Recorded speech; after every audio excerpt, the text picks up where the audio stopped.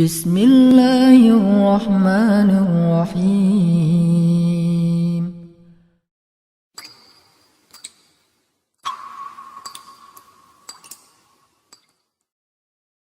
Semoga Ustadz dalam perlindungan Allah dan sehat selalu. Allah muliakan Anda. Saya mau tanya Ustadz, apa amalan terbaik di bulan Ramadan dan apa saja tanda-tanda puasa yang diterima oleh Allah Subhanahu wa taala?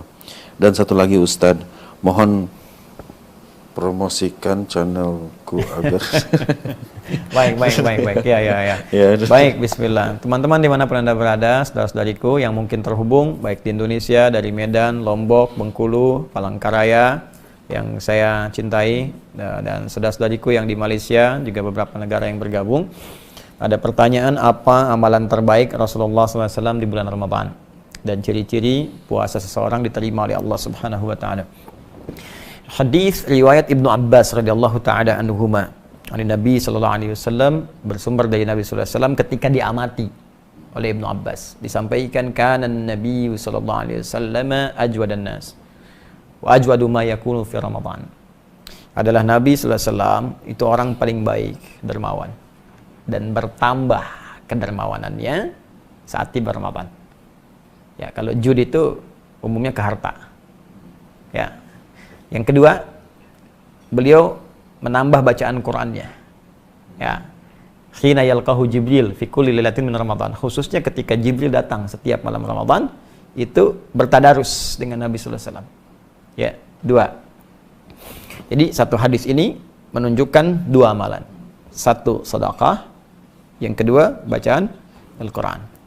Tiga, hadis riwayat Muslim dari Ibnu Umar radhiyallahu taala anhuma, nomor hadis 749. Kalau beda kitabnya, dicek rawinya, riwayatnya. Nabi menerangkan salatul laili mathna mathna wa idza khasyiya ahadakumul fajra falyutir rak'atan wahidah. Bangun malam itu, salat malam, tunaikan 2 rakaat sampai tak ada batas. Jika khawatir fajar tiba, maka tunaikan 1 rakaat witir. Cepat tutup. Terkait dengan Ramadan, ada hadis khusus, ya, yang langsung diriwayatkan statusnya sahih.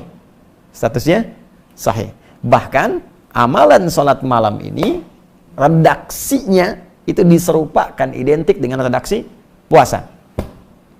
Ya, saya ulang ya. Redaksi ini amalan malam serupa dengan redaksi puasa. Yang puasa, man shoma ramadhana imanan wa ihtisaban ghufira lahu ma taqaddama min dhanbi. Siapa yang menunaikan puasa dengan penuh keikhlasan dan dia sering mengoreksi dirinya saat puasa itu, ya, karena imannya kepada Allah, diampuni dosa-dosa yang telah lalu sampai di hari dia puasa itu.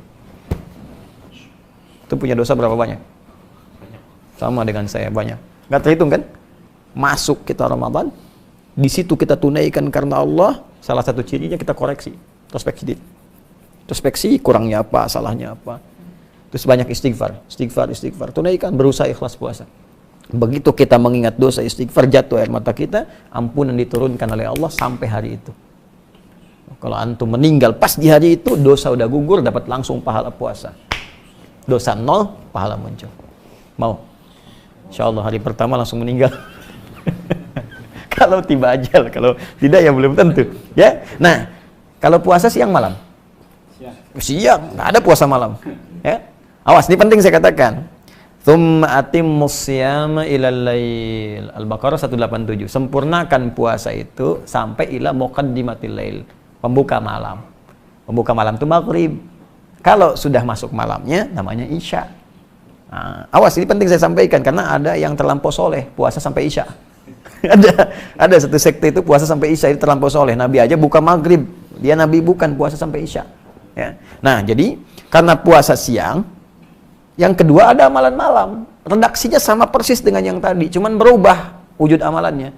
Ya, apa amalannya? Man qoma Ramadhana imanan wa ihtisaban ghufira lahu ma taqaddama min dhanbi.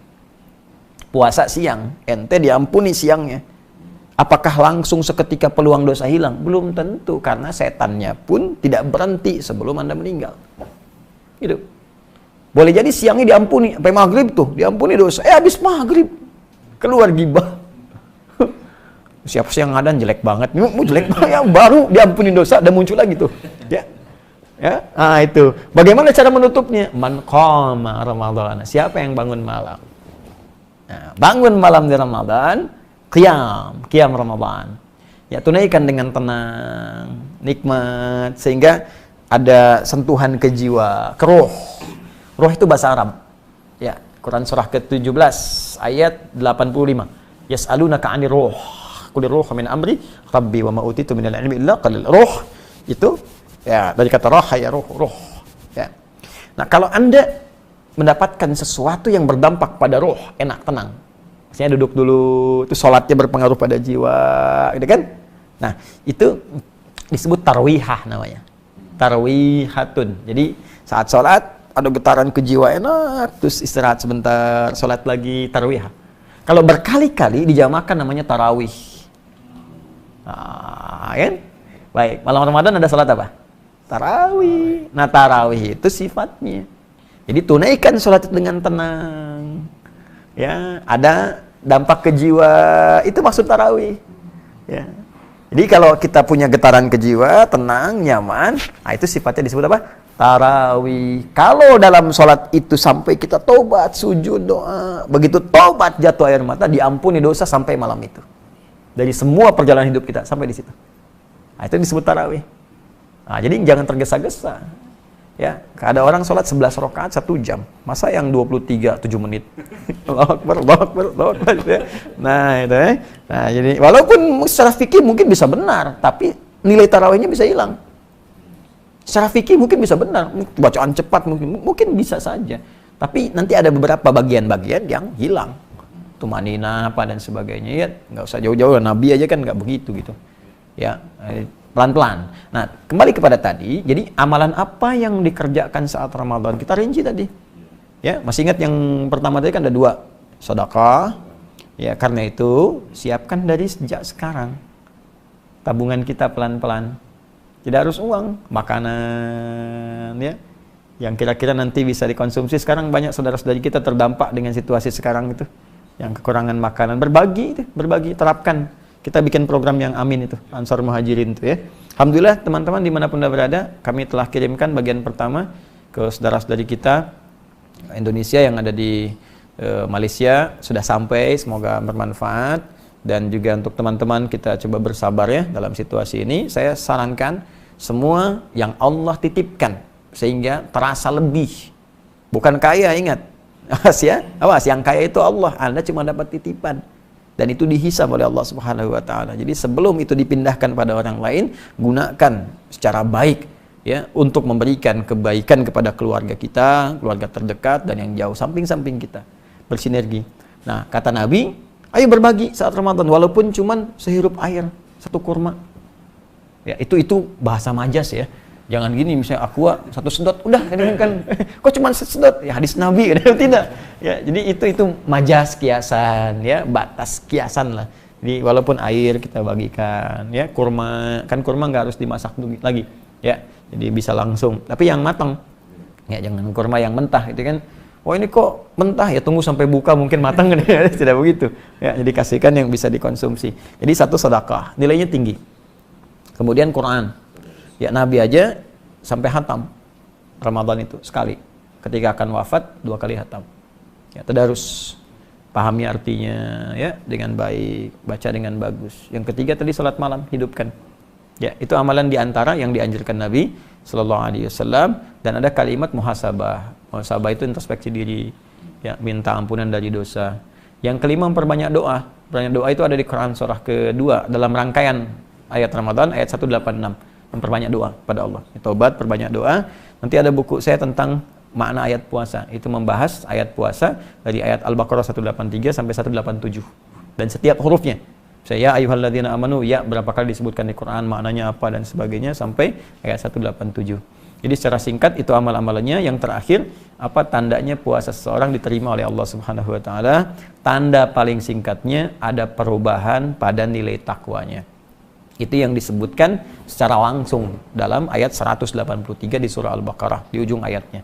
Ya ayyuhalladzina amanu kutiba alaikumussyam kama kutiba alal ladzina min qablikum la'allakum wattaqun. Hai orang-orang beriman, diwajibkan atas kalian menunaikan ibadah puasa seperti orang dulu pernah menunaikannya.